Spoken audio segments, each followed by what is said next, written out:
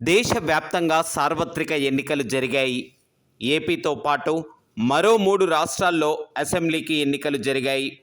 కేంద్రంలో ఎన్డీఏ పగ్గాలు చేపడుతుందా లేక ఇండియా కూటమి ప్రధాని స్థానాన్ని కైవసం చేసుకుంటుందా అన్నది చర్చ పక్కన పెడితే దేశవ్యాప్తంగా అందరి చూపు ఆంధ్రప్రదేశ్ పైనే ఉంది. ఎప్పుడూ లేని విధంగా ఏపీ ఎన్నికలు ప్రపంచం మొత్తం ఏపీ వైపు చూసేటట్లు చేశాయి.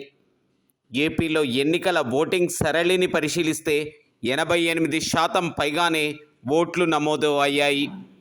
పెరిగిన ఓట్ల శాతం ఎవరికి మేలు చేస్తుంది, ఎవరిని గద్దె దించేస్తుంది అన్నది ప్రశ్నార్థకంగా మారింది.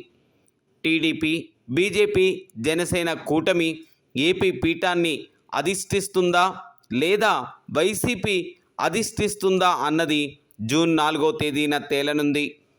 ఎవరి అంచనాలు వారికి ఉన్నప్పటికీ ఇప్పటి వరకు ఏ పార్టీ కూడా ప్రజానాడిని గుర్తించలేకపోయింది.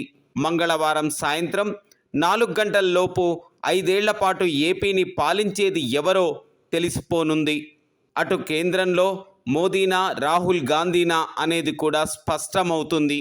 అయితే ఏపీలో మాత్రం ఎవరు గెలుస్తారు అనేది ముఖ్యం కానుంది. జూన్ 4వ తేదీ ఉదయం 8 గంటల నుండి పోస్టల్ బ్యాలెట్లతో కౌంటింగ్ మొదలవుతుంది. 8:30 నుండి ఈవీఎంలను లెక్కిస్తారు. పోస్టల్ బ్యాలెట్ల లెక్కింపు నుంచి మొదలై మొదటి గంటలోనే ఫలితాల ట్రెండ్ తెలిసిపోనుంది.